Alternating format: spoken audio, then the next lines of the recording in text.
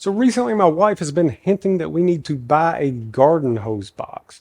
Well, I started looking these things up and they're expensive. So this is one of the styles that I found that I like. Well, I guess kind of. Really the only thing about this that I like is the fact that the lid actually insets into the box itself. But you know me, I cannot stand buying anything, especially whenever they're wanting over 200 bucks for something like this on sale. I think that I could take this general concept, make one of my own for a heck of a lot cheaper and the way that I would want it. For mine, I'll be putting all of this together using slats, that way everything can stay nice and dry. Now this is going to be a super easy and fast project. Something that you could easily knock out in an afternoon. So since this box is essentially going to be made to be around moisture, I'm going to be using cedar fence pickets for the slats for this project. And as you've just seen, I've started off by making a nice clean edge on each one of my pickets. And I'll reset my saw to 2.5 inches and cut these into strips. Alright, so now that we have our strips cut, we're going to be needing 4 corner pieces for this. So personally, I'm just going to be using a piece of scrap 2x4. It's going to kind of be like a triangle shaped corner with,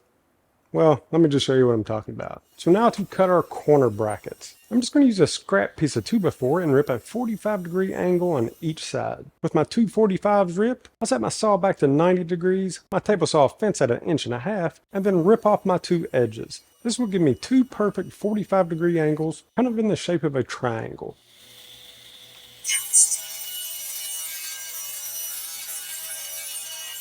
Okay, so we have our stock for our corners.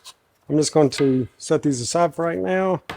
And let's go ahead and take care of these strips. And we'll be using these strips to make up the sides, tops, and bottoms of this thing. So let's go ahead and start off by cutting our side slats. For each one of these sides, we'll be using 6 slats. So in total, we'll be needing 24 boards that are 17 inches long with a 45-degree angle cut on each side. Now I'm using the miter saw for this. If you have a miter gauge or a table saw sled, you can use those. Regardless of how you do it, by adding this 45-degree edge, it's going to make things look a lot nicer. And since I'm going to be cutting multiples of these, I'll be setting up a stop block at 17 inches. Once I make my first 45-degree cut, I'll simply flip the board over to make my next cut and just keep repeating this process. Okay, so now that we have our slats all cut to size, our 45s on each end, let's go ahead and cut down our little corner brackets, or essentially these will be the legs.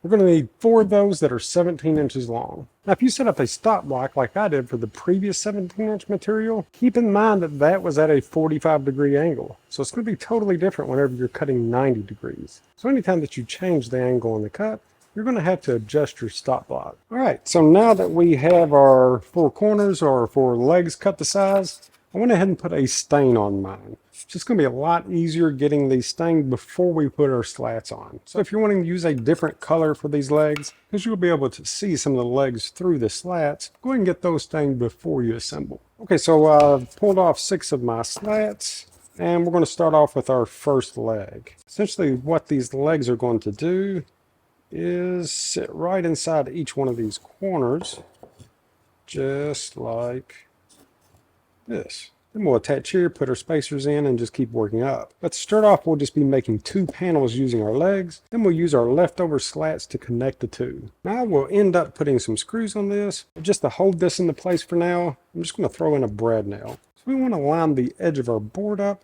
with the bottom edge of our 45-degree angle. Just like this. Then I'm going to do the exact same thing for the opposite side. Now that we have our 2 legs attached to our bottom, now the legs will balance on their edges and allow me to install the rest from the top. So I'm going to start by laying out my 6 panels, then just use pieces of 1/2-inch scrap wood as spacers. Once we have our spacers all in, the next one that I want to install is the top board. This is going to make sure that our legs are good and straight. So now with the top and bottom installed, we just need to install the center boards. I'm going to go ahead and add brad nails to each one of these and come back in a bit and put a screw in place. If you didn't want to add the brad nails, you could just go straight to adding the screws. And honestly, wood glue and brad nails would probably be plenty for this. All right, and this is what our first panel looks like. So if you remember at the very beginning where I said that I liked the inset lid, that's where the overhang of this last board will come into play. I'm going to go ahead and just put 1 screw in the middle of each side of these boards. I'm just going to mark 1 1/8 inches from each one of my edges. Then I'll run a straight edge down each side. And then to find my exact screw placement, I'll measure up 1.25 inches from each board. But we definitely need a little countersink for the heads of these screws. If a board is going to crack, the head of the screw will definitely do it. And while I'm at it, just to be on the safe side, I'm going to go ahead and pre-drill these. And then the screws that I'll be using will be 1¼ deck screws.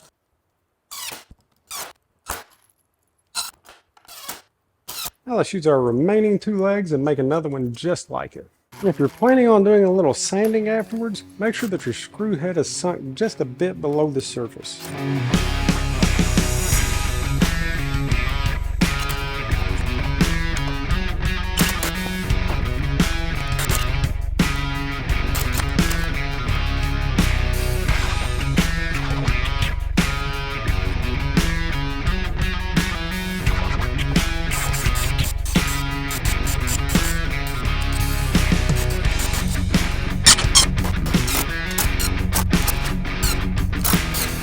Alright, so now that we have our 2 sides made up, the rest is just going to be adding our strips in between our 2 sides. So, something like this.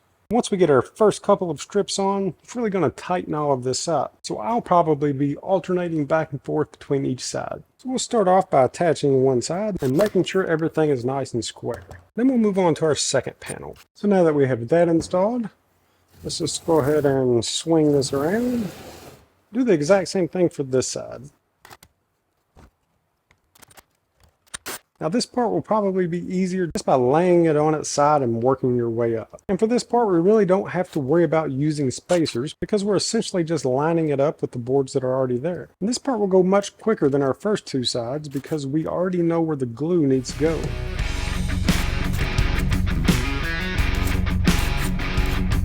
Then we can just flip this over, do the exact same thing. And if you're putting screws in, we'll do that next.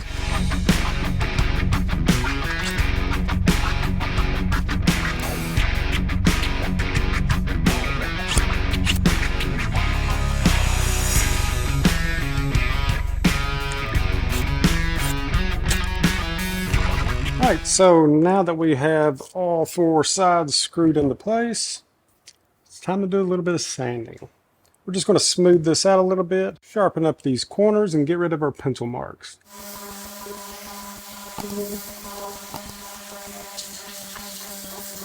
So now that we have this nice and cleaned up, actually kind of rounded over these edges a little bit, I think that it looks a lot better that way.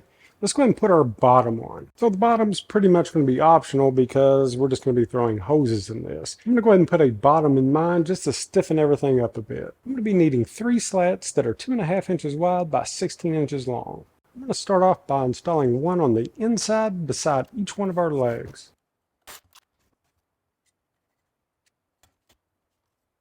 Once I have my 2 outside boards installed, I'm going to measure into 8½ inches on each side. And this will be the center of my middle board. And again, you can put screws in each one of these or just use the brad nails and wood glue. Since these slats will be sitting flush with the ground, I'm just going to leave mine as is. Now the only thing left to do is to make our top. So for the top to work out just the way that I want it, we're going to be ripping down 6 slats to 2¼ inch wide by 16 inches long.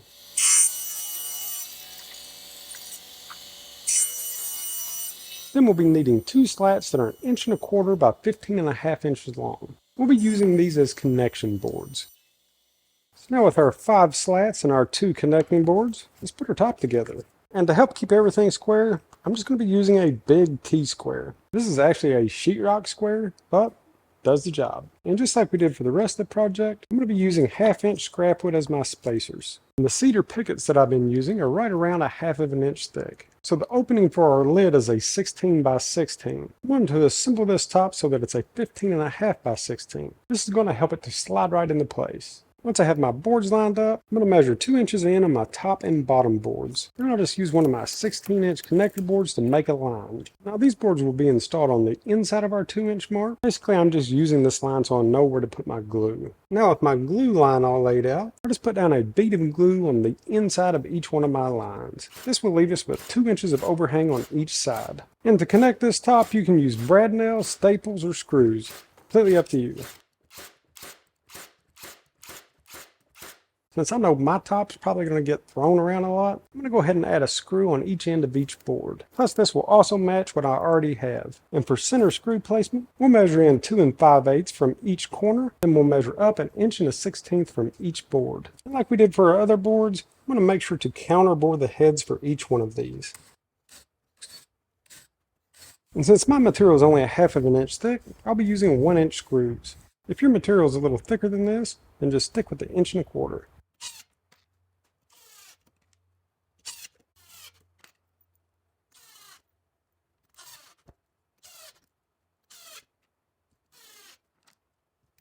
Now we'll just give this a little sanding and we're ready to put it all together. All right, so this thing turned out pretty awesome for just a super quick build. I'm really liking this inset lid, which kind of made me want to do this build in the first place. But the only thing left that we have to do is to drill 1 1/4 inch hole for a garden hose to connect. And you can add this on any side that you'd like. Like everything else that we do, don't be afraid to change things up. Use different colored slats or even slats of different widths. This all changes the look of everything.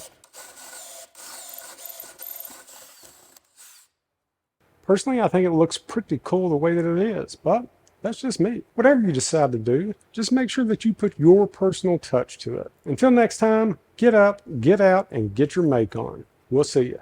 Imagine taking a pile of wood and turning it into something amazing. Now, imagine doing that without years of frustration. You do not need a fancy workshop, expensive tools, or years of experience. With Woodworking Kickstart, you'll build confidence and real skills in no time. So you can spend years making mistakes and learning the hard way like I did, or you can start building with confidence today. So join me in Woodworking Kickstart and let's get your journey started.